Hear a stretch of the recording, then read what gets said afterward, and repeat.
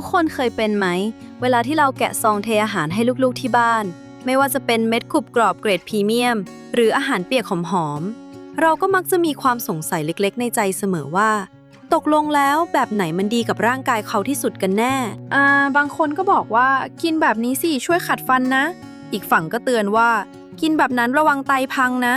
เสียงเถียงกันเยอะแยะไปหมดจนทาสแมวอย่างเราสับสนใช่ไหมแต่เชื่อไหมว่าถ้าเราลองวางความเชื่อพวกนี้ลงแล้วไปดูที่ความลับทางสรีรวิทยาและโภชนาการของแมวจริงๆร่างกายของเขามีคำตอบที่ชัดเจนมากและมันอาจจะพลิกความเชื่อในการเทอาหารมื้อต่อไปของคุณไปตลอดกาลเลยล่ะ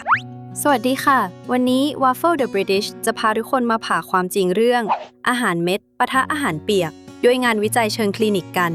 และรอฟังให้ดีนะเพราะเรามี5ความลับที่จะมาทุบทุกความเชื่อเรื่องอาหารแมวชนิดที่ทุกคนต้องอึ้งเลยความลับข้อแรกร่างกายของแมวถูกวิวัฒนาการมาเพื่อกินน้ำจากเหยื่อไม่ใช่จากชามบรรพบุรุษของเขาคือแมวป่าแอฟริกันทำให้ระบบร่างกายมีกลไกความกระหายน้ำที่ต่ำมากโดยธรรมชาติอาหารเปียกเนี่ยมีน้ำเป็นส่วนประกอบ 70-80% ซึ่งตรงกับธรรมชาติของเขาเป๊ะเลยในขณะที่อาหารเม็ดมีน้ำแค่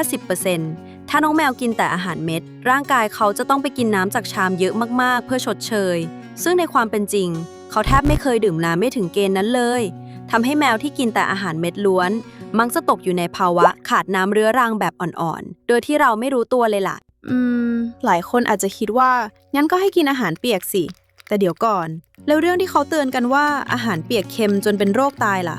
นั่นนำเรามาสู่ความลับข้อที่2ความลับข้อที่2อาหารเปียกไม่ได้ทำให้เป็นโรคไตแต่อาหารเม็ดต่างหากที่อาจทำให้ฉี่เข้มข้นหลายคนกลัวโซเดียมในอาหารเปียกใช่ไหมคะแต่ความจริงทางการแพทย์คือน้ำ 80% ในอาหารเปียกนี่แหละที่จะไปช่วยกระตุ้นการขับปัสสาวะและพัดเอาโซเดียมส่วนเกินออกจากร่างกายในทางกลับกันถ้าเขากินแต่อาหารเม็ดแล้วกินน้ำน้อยร่างกายจะสั่งให้ไตดูดน้ำกลับให้ได้มากที่สุดส่งผลให้ปัสสาวะมีความเข้มข้นสูงมากและนี่แหละคือต้นเหตุตัวจริงที่ทำให้แร่ธาตุตกตะกอนกลายเป็นนิ่วและกระเพาะปัสสาวะอักเสบความลับข้อที่3อันนี้ทุบความเชื่อเก่าแบบยับเยินเลยนะเพราะอาหารเม็ดทั่วไปไม่ได้ช่วยขัดฟันลองนึกภาพเวลาเรากินคุกกี้สิฟันเราสะอาดขึ้นไหมก็ไม่ใช่ไหมคะอาหารเม็ดก็เหมือนกันเมื่อแมวเคี้ยวเม็ดอาหารจะแตกออกทันทีไม่ได้เกิดการเสียดสีเพื่อขัดคราบพลักตามที่หลายคนเข้าใจเลยวิธีเดียวที่จะป้องกันฟันผุให้แมวได้ตามหลักวิทยาศาสตร์คือการแปรงฟันพอพูดถึงอาหารเม็ดแล้วเคยพลิกดูฉลากหลังถุงกันไหมคะเห็นเปอร์เซ็นต์โปรตีนสูงปรี๊ด 30-40%มันดีจริงๆใช่ไหมนั่นนำไปสู่ความลับข้อที่4ความลับข้อที่4ภาพลวงตาของเปอร์เซ็นต์โปรตีนตัวเลขสูงๆบนฉลากเขาไม่ได้บอกเรานะว่ามันมาจากเนื้อสัตว์หรือมาจากพืชอย่างพวกข้าวโพดหรือถั่วเหลือง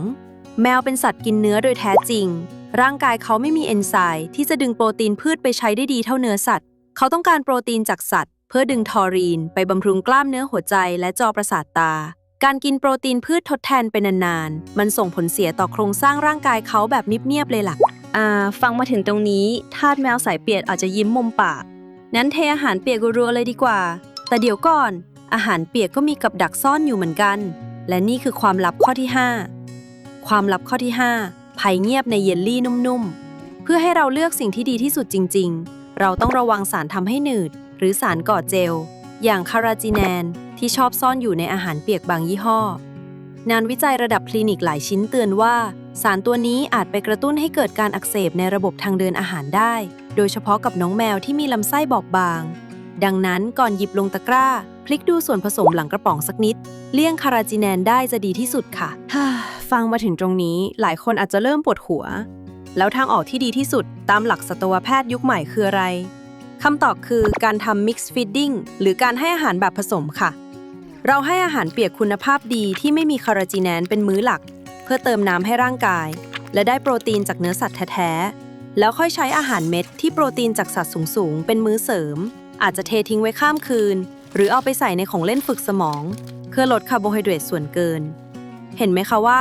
แค่เราเข้าใจโภชนาการพลิกดูฉลากให้เป็นและเปลี่ยนสัดส่วนอาหารให้ถูกต้อง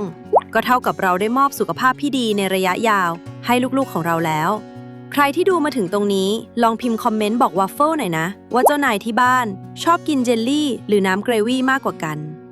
ถ้าชอบคลิปที่เจาะลึกและอิงวิทยาศาสตร์แบบนี้ฝากกดไลค์กดแชร์และกดติดตามช่อง Waffle the British ด้วยนะคะบ๊ายบายค่ะ